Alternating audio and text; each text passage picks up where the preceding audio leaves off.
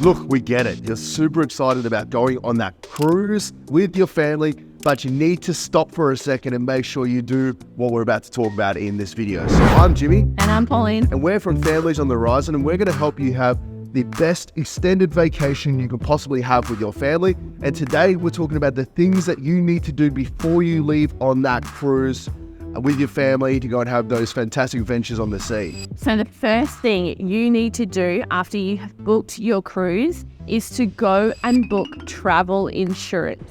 This will ensure that you are covered for anything that might happen between the time you book your cruise and the time you go on your cruise, whether it gets cancelled, delayed, change destinations, anything like that, it will be covered. And then you will also be covered while you are cruising. That means any type of medical issue that happens, you might need to be taken off the ship at a point. There might be something at the port that's happened. Any kind of issue, any loss of luggage, loss of personal belongings, all those kinds of things, you need to go and find a travel insurance package. But that package needs to be specific for cruising. There are a lot of companies out there that do travel insurance, but you need to be very specific because it needs to be cruise travel insurance, whether it's a policy that adds on a cruise package or whether it is specifically a cruise travel insurance.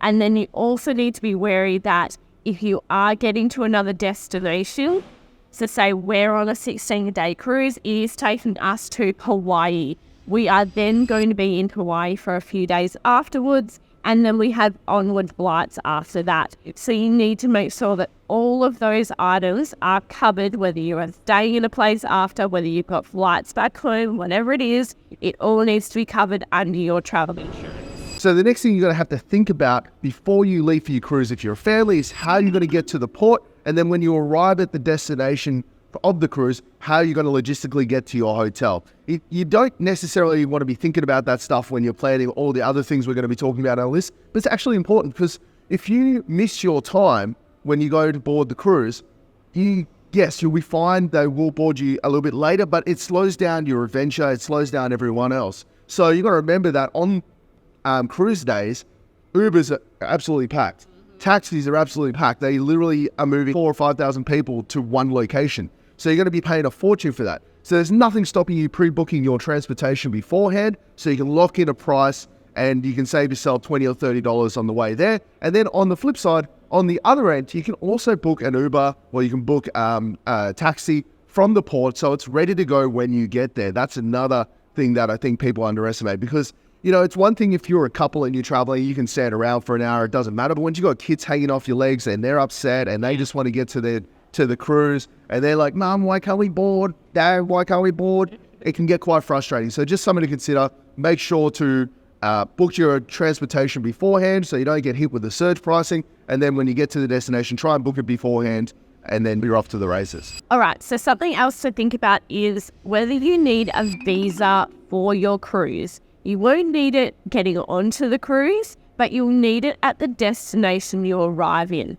So like the cruise that we're on at the moment, we're actually arriving in the USA. So for the USA, you need an ESTA arrival visa, but that's for an Australian passport. So you really need to be looking at either the Smart Traveller website, whether your cruise has sent you any email confirmations to say what visas you might need on the other end. You just need to check what passport you have, the country you're going to, and what visas you definitely need. Now, most cruises will send you an email to say this is the visa that you need on arrival, but also do your research just in case.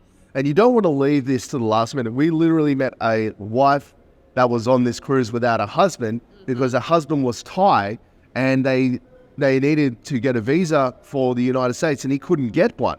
And because they left it too late, they couldn't board. So she's on this cruise with her sisters now and her sister's mother-in-law or something like that because her husband couldn't make the cruise. So you don't want to leave this stuff to the last minute. The earlier you can organize this stuff, the better. And what I would say is in the last week, just double check that you've done them all. Yeah. Because there's, you know, some of these countries is quite complex to get the visas for. There's a lot of hoops to jump through and you may have missed one. And the last thing you want to have to worry about is when you're on the actual cruise trying to get internet because you've missed a visa or something like that. Okay, the next thing you want to do a week out is you want to download the app of the cruise line you're going on. They all have apps, and that is like the central hub of all the information you're going to need on the actual cruise. Now, why we recommend to do this a week before is because we went to guest services on this cruise, and I would say 80% of the people that were there were trying to download the app. When you've got 1,000, 2,000 people trying to download an app, it just bogs it down. You don't want to ruin your experience. The other reason you want to download the app is you want to do all the pre-wellness checks and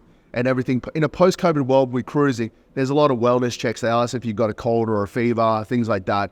You want to do those pre-wellness checks, and any checks that the cruise line wants you to do, you want to do them beforehand so you can just get straight onto the cruise ship and start enjoying it from day one. Because you remember, you're paying for it as soon as you step onto the cruise, you're paying for it, and you want to make sure that you're getting the best possible experience you can from the moment you walk on. And the last thing you want to be doing is standing in guest services line for 2 hours waiting for an app. So highly recommend that you download the app, go and do any prerequisite logins, wellness apps beforehand, and just so you can just enjoy cruising earlier. And also, to add on to that, a lot of cruise lines actually want that app as you are checking in. They use that app to see that you've done everything. So we saw some people standing in the check-in line and they hadn't downloaded the app yet. So obviously getting onto free Wi-Fi, having to download it, having to log in, all those kinds of things. You really want to be logged in, have done everything, so that on the day of check-in, you can show them your passes, whatever it is in the app that they want, it is there and ready to go, and you can just sail smoothly through the check-in line. So one big thing we decided on was to get seasickness medication before we left.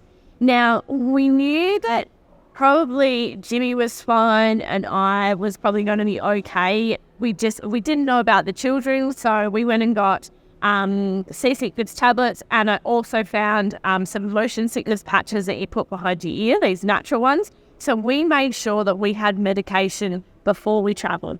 We also talked to quite a few families here, and they did the same thing. There's a family here that stocked up on Quells.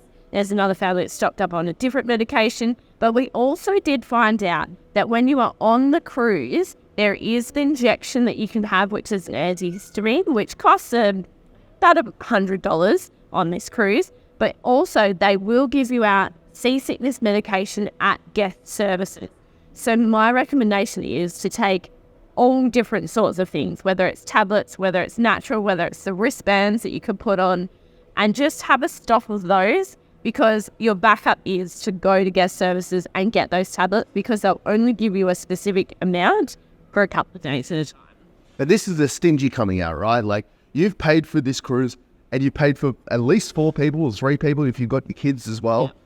Probably maybe 5 or 6, who knows? But you paid for a whole bunch of people to come on this cruise. The last thing you want is someone not enjoying themselves, because it's a very expensive way and and it's not very fun if you're seasick. So if it costs you $150 to get the injection for your antihistamine so that the person can enjoy the cruise so much more, then it's really a small price to pay, considering you paid $60, $70, $100 a day to be on the cruise itself. So I would highly recommend that if you do get seasick, to just go and get the shot if you're starting to feel seasick. Also, a tip that I can give you from my Navy days is that, and this helped Pauline on our last cruise, if you get any inkling that you're starting to feel seasick, what you need to do is go to bed. Even if it's 6:30 at night or 5:30 in the afternoon, if you're starting to feel seasick, this is like when you first get on the cruise, go to bed. The best thing you can do is sleep while you're not seasick. Once you're seasick, it sets in. You can't do anything about it. But before you get seasick, if your body gets used to the rocking motion while you're asleep for 7 or 8 solid hours, then when you wake up, you'll kind of be acclimatized to the movement. Now, this won't help you if there's 6-meter seas out the window and stuff's moving across the deck. But, you know, when it, like, today it's like a 2.5-meter swell, it will help a lot with that. And it's part of the reason I think the kids and Pauline aren't seasick, is because they slept in it the first night without being seasick. Yep. And now they're kind of just used to the movement. As soon as the nausea sets in, that's when you're done for. You are completely done for. So prevent, and do everything we can before you get to that point. All right, the next thing you need to do, and I would suggest just doing this a week out. There's no need to do this. You may get excited and do it a month out. That's perfectly fine too. Is you want to research the ports that you're going to see, what the itineraries are going to look like for you. And the cruise ships will generally have those already planned out. Or if you can potentially go and do your own itineraries or own adventures. You've got to remember, these cruise ships, as much as they're family cruise lines, they're not really designed for families. They're designed for the old couples cruising around in suites, right? So you need to look at some of these adventures and these excursions and go, will my 5-year-old kid be willing to do this all day? Will my 6-year-old kid be willing to do this for 3 hours? May it be better if we just go to the beach and sit on the beach for 6 hours? Or may it be better just to stay on the ship? There's no obligation to get off the ship during port days. And sometimes it's actually a good thing to stay on board because all the fun stuff that the kids want to do, there's far less people wanting to do it when the ship's alongside and at a port. So you might be able to go and do all the fun stuff that you had to wait 2 hours for. The kids might be able to just go straight on it. And that may be a better use of your time because the kids are getting more value out of it. So sometimes we don't go on ports. It really just depends on what's happening at the port. If it's a small port that's just got a beach, then we might stay on board and just enjoy the facilities on board the ship. But want to research your ports first, make sure that, it's really somewhere you want to take the family and drag them along for the day, because a lot of them are made for old people to go see birds or, go see plants and things like that. Good luck trying to get a kid to do that for 8 hours.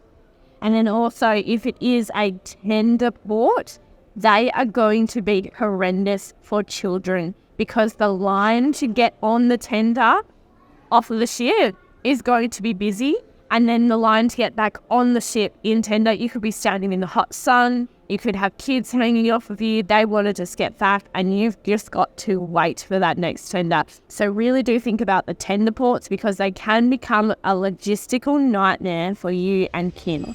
All right, so a few days before you cruise, you're going to start packing your bags. Now, they do say you can take a lot of luggage onto a cruise. Obviously, 16 days plus, you might need a few extras. But we do not recommend taking an enormous amount of suitcases because it is logistically hard to get them all into. We have to drop them off. You have to then get someone to deliver them to your door. You will not have enough storage area also in your rooms to store all those suitcases. So when it comes to packing bags, just be very, very mindful on what you are taking. Take things that you can wear quite often, things that wash and dry really quickly, a dress that you can throw over your bathers that then you can walk into and have a lunch at the buffet without being questioned. No one's going to tell you off for wearing the same clothes into the dining room every night. Just think about it. Also, with the themed nights, we haven't really seen a whole lot of people doing the themed night. And that could be an Australian cruise thing specifically. Maybe in America they go a little bit more wilder with the themes, but it's you don't have to be dressed up formally. You don't have to be dressed up in the theme. If you want to go and get dinner at the dining room, they'll accept you. They're not going to turn you around because you're not dressed up. Not on the major cruise lines like Carnival and Royal Caribbean and Princess and things. Maybe on the Queen Mary or something like that, maybe. But as a family, you're probably not going to be going on those cruise ships anyway. No, so just be very, very strategic when packing your bags because you don't need a whole lot of stuff. Take those few extra things like a portable washing line, definitely some sunscreen and bug spray and all those kinds of things when you get to port and when you're here at the swimming pool. But the swimming pool has life jackets if your kids need life jackets, so don't worry about bringing all the floaties. Bring a few sinky toys and stuff for the kids to play in, but there are so many kids here at the pool that the extra bits and pieces really aren't needed and they don't get used. So they're going to make friends as they go. And, we find that our boys just want to go to the pool because their friends that they've met on the cruise are down there. So we've got stuff that we pack because we travel full time, like sinky toys and stuff. No use bringing them.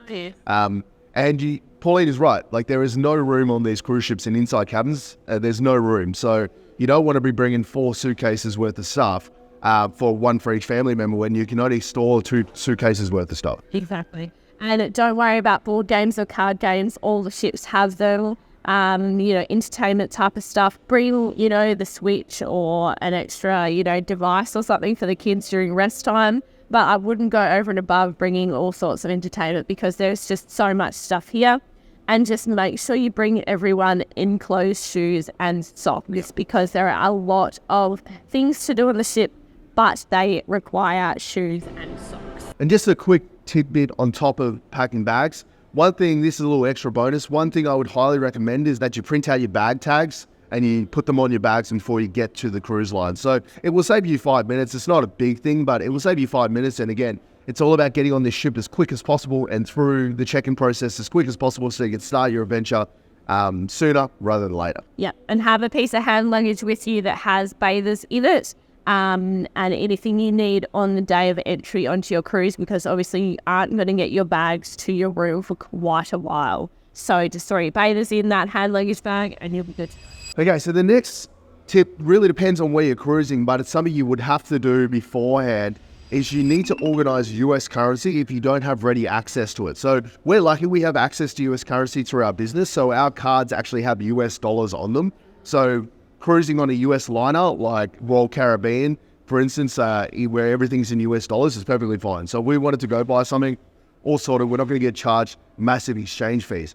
Now, if you are Australian or you're from the UK or something and you're coming on a US cruise line, it's all in US dollars. So you need to make sure that you have US dollars beforehand, either in physical cash or loaded up onto a card of some sort. But let's say, for instance, you can't access a card. You're going to know you need to go to money exchange place before you get on the cruise, a week before, and take out a few $100, $400-$500 in cash in US dollars. And then you can bring that on the cruise and you can load it onto your card to prepay for stuff. If you wanted to go to a restaurant, say, for instance, you could prepay. Or they'll just charge you at the end of the cruise and they'll get tacked onto your card, but then they charge you currency exchange fee. And anytime you purchase anything, you can take cash out on the cruise as well, but they're going to charge you a currency exchange fee and it can get quite expensive, especially if you're doing lots of transactions. Also, if you plan on having a bit of a flutter when the kids go to bed at the casino, you're going to have to preload your card with cash. So you're going to have to bring cash on board and you're going to have to go to guest services and put cash onto your card so that you can use the casinos on these American cruise liners. If the cruise goes out of the country, your port, and goes back into your port, generally it won't be in US dollars, it will be in your own currency. But if you're going between countries or you're in a US country or in European country, you need to get currency in the currency. You'll need to get money in the currency of the country you're in. Otherwise, because you never know when you're going to need the money. We're pretty lucky. We don't really spend that much when we go on cruises. So we haven't spent a cent yet. And it's been day 6 because we don't gamble, we don't drink alcohol. So that makes it a lot easier. And then, but there's people out there that will, and you need to have cash because you never know when you're going to need it. To get this cash, to get whatever dollars you need, you can actually go to your bank into a brand, or you can go to a currency exchange, any type of brand of currency exchange, and actually pre-purchase that currency. They might have to order it in for you, it might take a couple of days, or they might even have it on hand. So just a week or 2 out before the cruise, just make note if you do need currency to go and get it. Another thing to think about is if you haven't purchased it already, having a look into the beverages and the refreshment packages, because on every cruise ship, they're all different. So there's a beverage package on this cruise line that is just soft drinks. And then there's a refreshment package that adds in mocktails. And then you've also got an alcohol package as well. So it really depends on how much you think you're going to drink per day, the two of you, between the two of you, one of you, whichever way it goes. And sometimes there are restrictions. So if you want to buy a beverage package on this cruise line, we had to buy it for the 4 of us. And we just didn't think it was viable with the amount that we would drink in a day. If we went to the refreshments package, then only 2 of us had to buy it. So you just need to look into these different packages if you haven't bought one already and just see if it is worth it for you and your family. Now, lads, this is predominantly going out to you, but obviously there's some ladies that like a beverage as well. If you do get an alcohol package, do the math. You're going to have to drink 7 or 8 drinks a day, every day, to get value from it. And does it just make more sense to go and buy it ad hoc? Yeah. Because we've got refreshment packages, which includes mocktails, and I'm trying to get my money's worth, and it washes out to be about 4 mocktails a day. So I'm drinking lots of mocktails, and I'm starting to feel the sugar. Yeah. So just think about that, lads. Like, yes, I know you want to have a beer on the cruise. It's nice to sit there and drink a cocktail, but do you really want to drink 7 beers or 7 cocktails a day every day for 16 days? Because if you're like me, you want to get value for your money.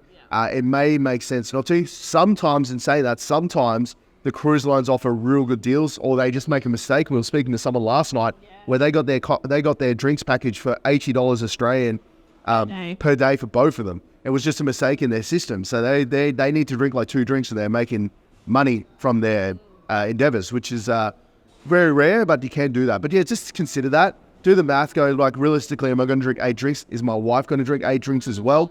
Is it going to be worth it? Or do we just buy mocktails or fish bowls or whatever when we're on the cruise, and we'll just do it that way? The other thing you want to consider is that most cruise lines now have high-speed internet on the 7 Seas. So we are actually connected to Starlink here, and I needed it for work. But you need to decide whether you actually need internet or not. You know, if we could do it, I don't think ideally we would have internet because it's really expensive. It's really expensive, but it is really good. Like, I have to do Zoom calls, and it's really good. So a week before your trip, you really need to sit down and go, can we as a family live without social media for 16 days? Considering you're going to meet a bunch of people and you're going to talk to people and do swimming pool for a day, or at the spa, or wherever you are on the ship. Are you actually going to be looking at your phone?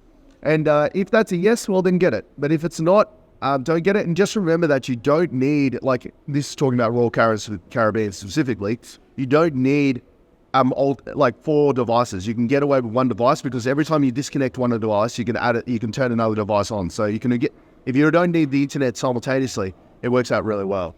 And I did also speak to a guy the other night, and now he has 3 kids. He's here on board with just himself and the 3 kids, and he has a business back at home. He just purchases the internet for a day at a time, which day he decides on. And he said it's a bit more expensive than what we did at prepaying it. He reckons there's probably another $10 extra if you just buy it per day. But he said, I'm just going to buy it for a couple of days as I need it during the cruise, to check in on family, to check in on my business.